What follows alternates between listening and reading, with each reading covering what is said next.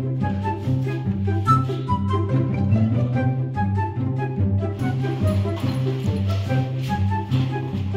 Hello everyone, very good afternoon. आणि आज परत एकदा आम्ही कुठेतरी फिरायला चाललो आहे. मोस्टली ठिकाण ठरलेलं आहे. एक मंदिर आहे, पण ते मंदिर उघडणार आहे दुपारी 4 वाजता आणि आपल्याला परतही लवकर यायचं आहे.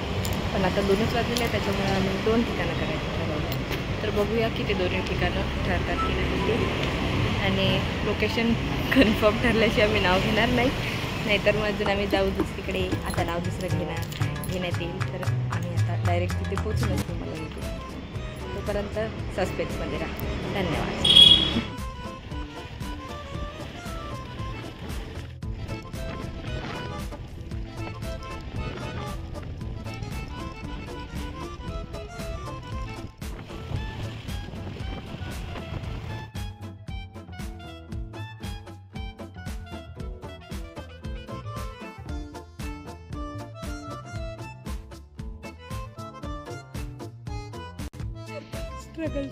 ऋषा, अरे इयरबड्स पकड. पडू दे खाली.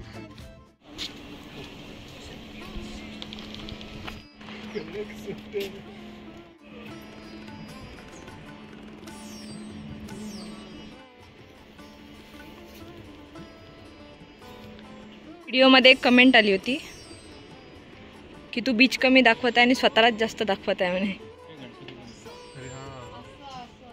म्हणून या व्हिडिओमध्ये जागा जास्त दाखवू, स्वतःला कमी दाखवून आम्ही जागा जास्त दाखवायचा प्रयत्न करू. हे आहे मेन मंदिर तिकडे आहे.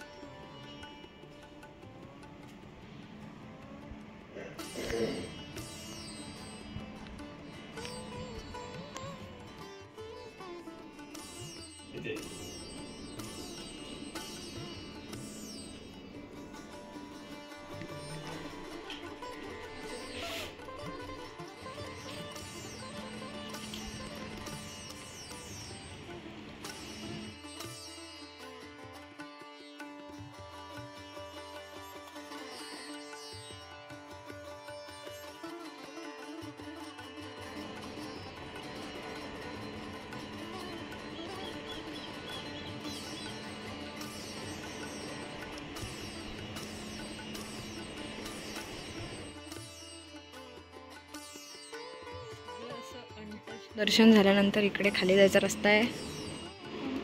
हे झाड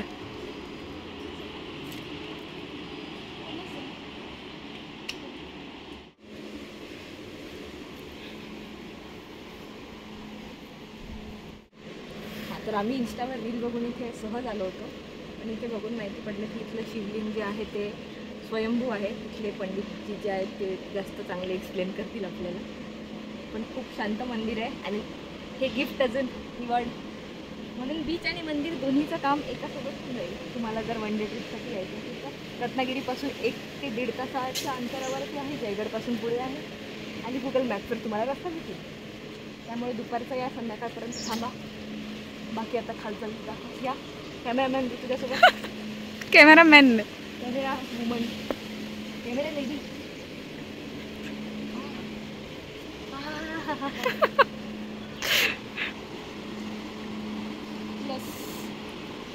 प्लस महत्त्वाची गोष्ट ही की इथे कमी लोक येतात. तुम्ही पण कमीच्या संख्येत या. एकदा आले की परत येऊ नका. अशा गोष्टी कमी वेळा बघितल्या, कमी कचरा वगैरे केलं तर बरं राहतात.